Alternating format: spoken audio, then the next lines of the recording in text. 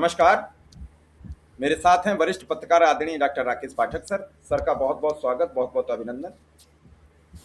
आज हम बात करेंगे कि मोदी का दाव उल्टा पड़ गया और इस दाव के उल्टे पड़ते ही बीजेपी में बेचैनी बन गई और इस बेचैनी के बाद जो बात सामने आई वो बड़ी हैरान कर देने वाली थी और कांग्रेस की लॉटरी लग गई। कांग्रेस की लॉटरी कैसे लगी ये सर बताएंगे। क्या टीएमसी कांग्रेस में शामिल होती है तो क्या इसके हानि लाभ रहेंगे वो सर बताएंगे। उसके अगर सदस्य कांग्रेस के साथ आ जाएंगे तो जो टीएमसी घबराई हुई है कि उनके सांसदों के ऊपर किसी का वरदहस्त नहीं है और वो राहुल के साथ आ गए तो ईडी, सीबीआई, सीबीसीआईडी जो राज्य की होती है उन सबसे राहत तो मिल जाएगी। और ये दाव इतना बड़ा उल्टा पड़ा है कि कांग्रेस के घर अगर बात बनी तो 1000 करोड़ की संपत्ति का दहेज लेकर ममता वापस अपने घर आ रही है। बड़ी उपलब्धि है और इस 1000 करोड़ का दाव कितना सटीक बैठेगा, क्या ये आज दिन में बात बन पाएगी? लेकिन लगातार 2 बैठक के बाद निष्कर्ष तो निकला है। जो ममता बनर्जी फूटी आंख राहुल गांधी को पसंद नहीं करती थी, वो इंडिया गठबंधन में आती हैं, सोनिया गांधी से चिपक जाती हैं, फिर घर मिलने की बात करती हैं, फिर आज कल अभिषेक बनर्जी 2 घंटे राहुल गांधी से उनके आवास पर बैठकर सारी डिस्कस करते हैं और डिस्कस के दौरान उनके पास कई फाइलें लेकर वो अंदर जाते हैं। तो जाहिर सी बात है कुछ तो हुआ होगा। और अब अगर बड़े बड़े चैनल चला रहे हैं कि टीएमसी का विलय होगा तो निश्चित रूप से कुछ न कुछ तो बात है। राकेश सर, क्या है पूरा मामला? कितनी संपत्ति है टीएमसी की और जाएगी तो क्या होगा?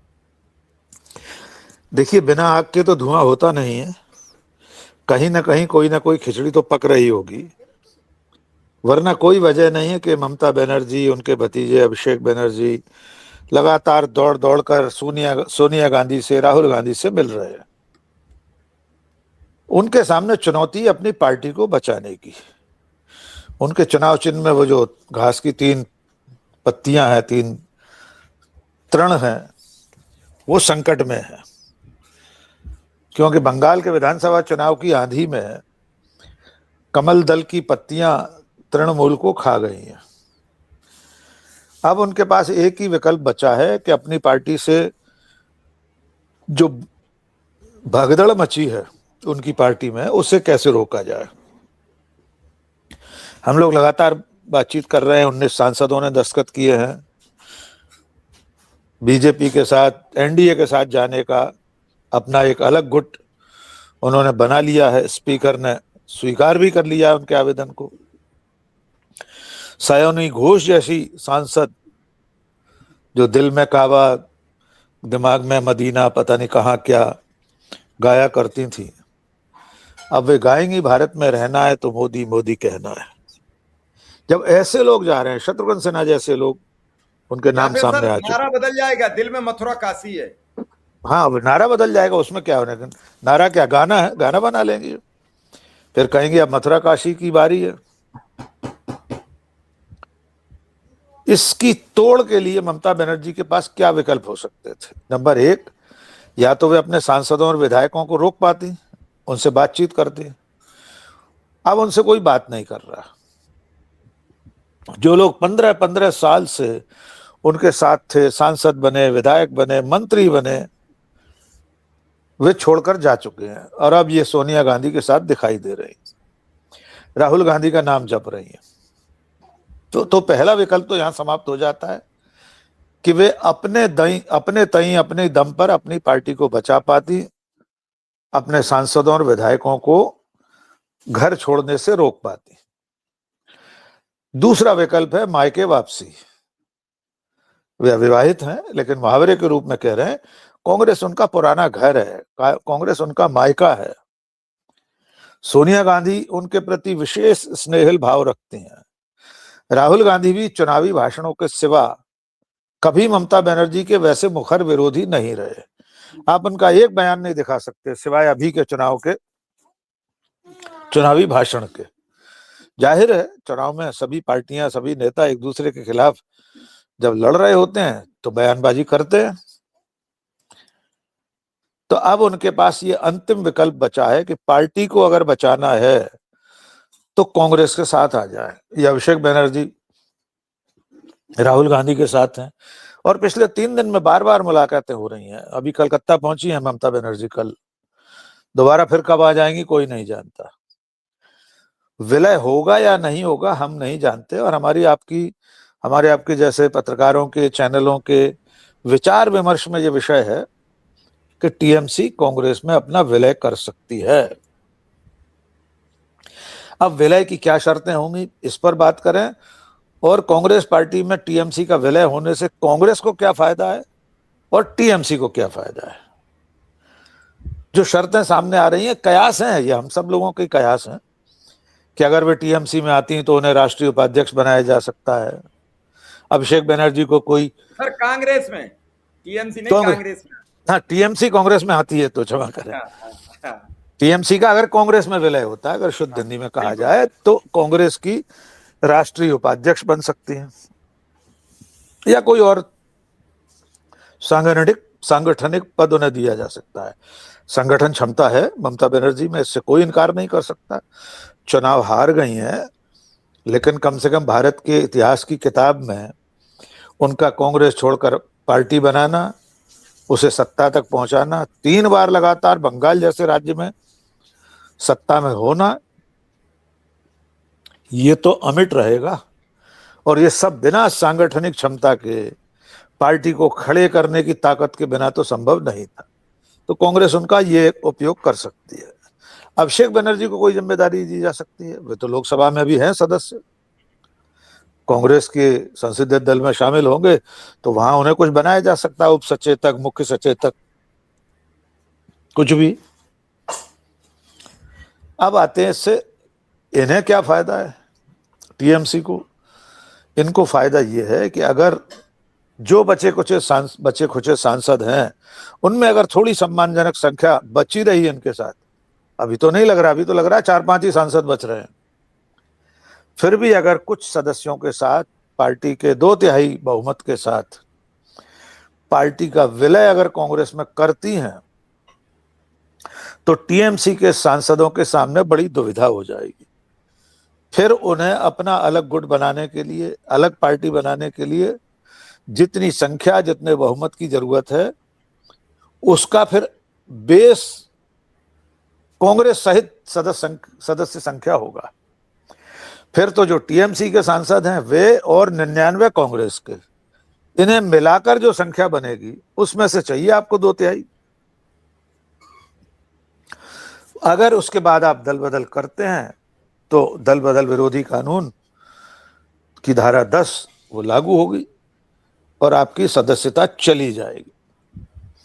तो ममता बनर्जी को फायदा यह है कि अगर वे विलय करती हैं तो अपने सदस्यों को लोकसभा, राज्यसभा या विधायकों को जाने से रोक सकती हैं। यद्यपि विधानसभा में अगर 59 चले गए तो अब कुछ नहीं हो सकता विलय से भी, ये काम पहले होना चाहिए था। लोकसभा में भी अगर स्पीकर ने चिट्ठी मिलने पर स्वीकृति दे दी अलग से बैठने की, अभी नहीं सर हुआ, उसमें कुछ नहीं हुआ है क्योंकि उसमें एक पेज फंस रहा है जी, जो काकोली ने चिट्ठी लिखी है सांसद ने, हाँ, तो वो विहिप के पद से हटा दी गई है। इसकी सूचना पहले ही दी जा चुकी है। ये और मूल जो पर पत्र लिखा है वो विहिप के नाम पर लिख दिया कि मैं विहिप हूँ। सचेतक के पद से उन्हें बर्खास्त किया जा चुका है। 20 मई को हम लोगों ने, जी परसों हम लोगों ने चर्चा में जिक्र किया था कि उन्हें 20 व्यवधान आएगा, बिल्कुल आएगा। 20 मई को ही वे तृणमूल कांग्रेस के संसदीय दल की मुख्य सचेतक, चीफ विप के पद से हटाई जा चुकी हैं। अगर आप उस हैसियत से अपने पृथक गुट का नेतृत्व कर रहे हैं और चीफ विप के नाते ही अगर आप चिट्ठी लिख रहे हैं तो स्पीकर को उसे मानने में बहुत दिक्कत आएगी। इससे पहले अगर ये विलय हो गया तब तो फिर वो संख्या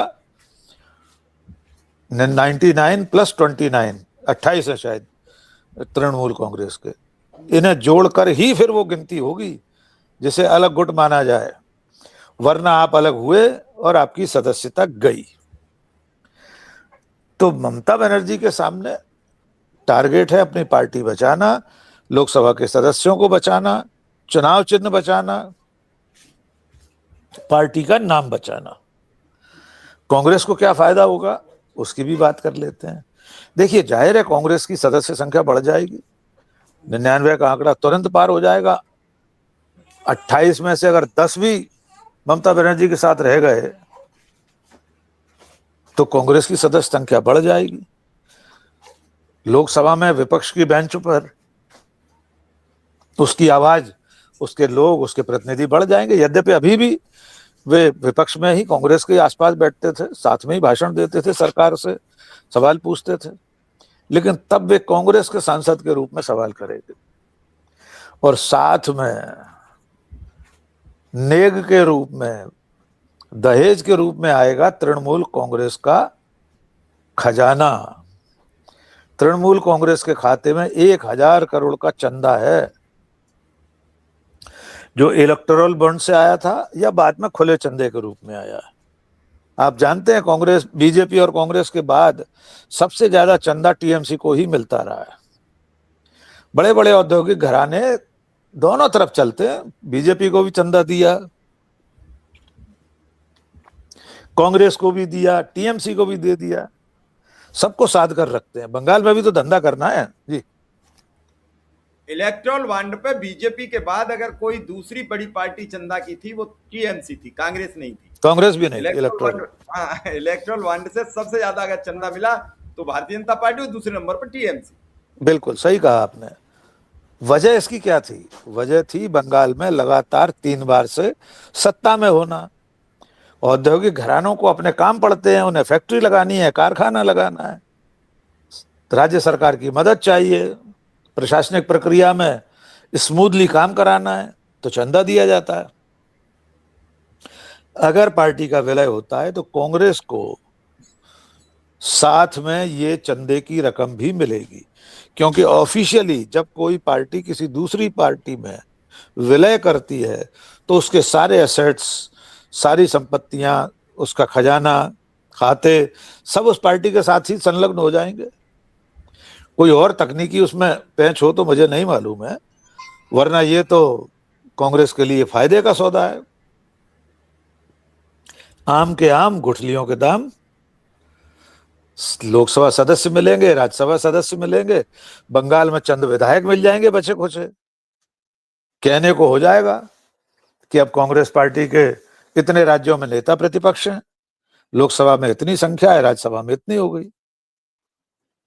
रोकड़ा जो आएगा साथ में वो आगे चुनाव लड़ने में काम आएगा।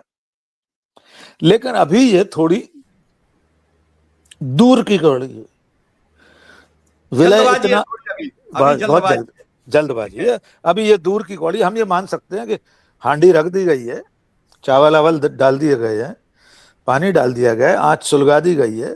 खिचड़ी पकने में समय लगता है, खिचड़ी कोई बहुत इंस्टेंट मैगी नहीं है। इसलिए 2 बड़ी पार्टियों का विलय भी जस्ट 2 मिनट वाला मैगी बनाने का काम नहीं है।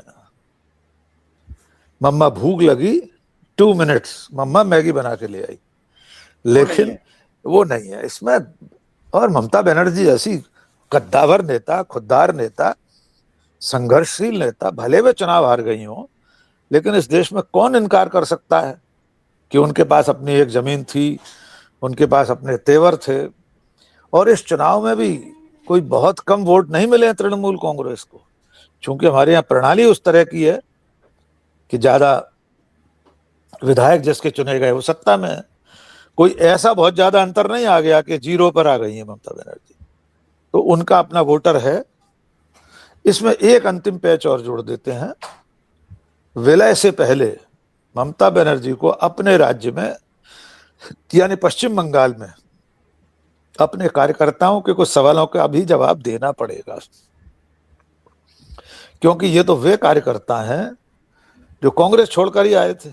आप आए होंगे, आप तो बड़ी नेता हैं, आप तो केंद्र में मंत्री रह चुकी हैं, अटल बिहारी सरकार में मंत्री थी, आप तो 3 बार मुख्यमंत्री रह ली। पर वो कार्यकर्ता जो जमीन पर कांग्रेसियों से भी लड़ता था, वामपंथियों से भी लड़ता था, बीजेपी पे से भी लड़ता था, आपको उसे तो एक बार संतुष्ट करना पड़ेगा कि भाइयों बहनों, आइए हम कांग्रेस के साथ शामिल हो जाएं। कई तरह की अभी बाधाएं हैं और ये बाधा भी छोटी नहीं है, चंदे की रकम वाली। पैसा सब कुछ तो नहीं, पैसा खुदा तो नहीं, पर खुदा से कम भी नहीं। दिलीप सिंह जी देव छत्तीसगढ़ के, उनका स्टिंग ऑपरेशन याद होगा आपको। बिल्कुल। पैसा खुदा तो तो नहीं है, लेकिन खुदा से कम भी खुदा से नहीं है। कम भी नहीं है। तो इतना बड़ा पैसा, 1,000 करोड़ का चंदा कैसे कांग्रेस पर न्यौछावर कर दें ममता बनर्जी, वो भी सोचना पड़ेगा। दूसरा, एक ऑटोनॉमी होती है जब आप अपनी पार्टी में हैं, की अध्यक्ष हैं, उसकी कर्ता धर्ता है, उसकी संस्थापक हैं, तो सब कुछ आप ही हैं, आपकी मर्जी ही कानून है। वहां किससे पूछना है ममता बनर्जी को? किसी से राय मशविरा करना है? अखिलेश यादव को किससे पूछना होता है?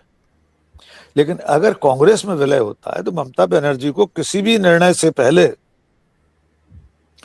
पार्टी के आला कमान, मल्लिकार्जुन खड़गे, सोनिया गांधी, राहुल गांधी, इनसे राय मशविरा तो करनी पड़ेगी ना। खुद तो कोई फैसला नहीं कर सकती ना, नियुक्तियां भी नहीं कर पाएंगी बहुत बड़ी। जी कांग्रेस की जो सर संपत्ति है वो 897 करोड़ है। बताइए। तृणमूल कांग्रेस की संपत्ति है वो 1000 करोड़ से ज्यादा। उससे ज्यादा है।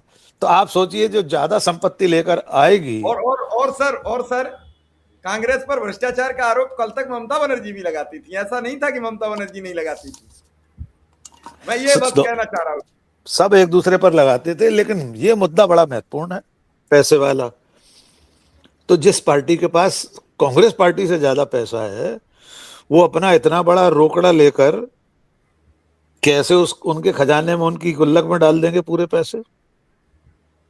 और फिर उसका कर्ता धर्ता कौन होगा भविष्य के खर्चों? 2029 का चुनाव बड़ा महत्वपूर्ण हो जाएगा। रोकड़े के चक्कर में तो कांग्रेस पिछड़ जाती है। बिल्कुल, रोकड़े के चक्कर में कांग्रेस बहुत मात खाती रही है। तो 29 से पहले तो अभी कई चुनौतियां हैं, और फिलहाल जो सबसे बड़ी चुनौती है वो ममता बनर्जी के सामने अपनी पार्टी को बचाने की। एक अंतिम बात जोड़ दें, अभी संजय राउत ने बयान दिया है कल, अच्छा बयान है। उन्होंने कहा कि जो पार्टियां कांग्रेस से निकली हैं उन्हें कांग्रेस में शामिल हो जाना चाहिए, इसमें क्या बुरी बात है? उनका उद्गम तो कांग्रेस ही है, शिवसेना कोई कांग्रेस से टूटकर तो बनी नहीं है। इसलिए उन्होंने अपनी बात नहीं कही, उन्होंने साफ कहा टीएमसी, चाहे टीएमसी ममता बनर्जी या वहां एनसीपी, एनसीपी भी तो कांग्रेस से निकलकर बनी, वाईएस राजशेखर रेड्डी वहां। तो बहुत सारे ऐसे लोग हैं, वाईएसआर कांग्रेस, राजशेखर रेड्डी के सुपुत्र जगन मोहन रेड्डी, वे भी तो कांग्रेस से टूट कर आए। तो संजय राउत का जो मशवरा है कि जो लोग कांग्रेस से ही निकले हैं, कांग्रेस ही जिनकी जननी है, उन्हें कांग्रेस में समा जाना चाहिए फिर से, तो ही उनका अस्तित्व बचेगा। अब अकेले अपने दम पर जब ममता बनर्जी अपना वजूद नहीं बचा पा रही है, तो बाकी पार्टियों की हैसियत क्या है? सुप्रिया सुले की कितनी दम है महाराष्ट्र में अपने दम पर राजनीति करने की? शरद पवार ईश्वर करे शतायु हों, 100-200 साल जिए, लेकिन क्या शरद पवार के बाद सुप्रिया सुले अपने दम पर पार्टी को बचा पाएंगे महाराष्ट्र में? इसलिए बेहतर हो कि कांग्रेस के साथ विलय कर लें। जगन मोहन रेड्डी स्वाद चख चुके हैं, अगर अब भी नहीं चेते तो अगले चुनाव में आंध्र प्रदेश में गिनती नहीं होगी उनकी। इसी तरह ममता बनर्जी है, इसलिए हम लोग ये विमर्श कर रहे हैं, हमारे बीच चर्चा का विषय ही इसलिए है कि ममता बनर्जी अपना अस्तित्व बचाने के लिए हाथ पैर मार रही हैं। तो डूबते को तिनके का सहारा, उस तिनके पर लिखा हुआ है कांग्रेस। अब आपकी मर्जी है, वो तो बाहर चला जा रहा है तिनका। अगर आप उसे थाम कर बच सकते हैं, डूबने से किनारे लग सकते हैं, तो थाम लीजिए, वरना कांग्रेस की बला से। जी चलिए सर, आपने बहुत अच्छी बात बता दी, और बता दी कि ममता बनर्जी आएंगी तो कांग्रेस को 1000 करोड़ का रोकड़ा भी मिलेगा। आपका बहुत बहुत आभार, बहुत बहुत धन्यवाद।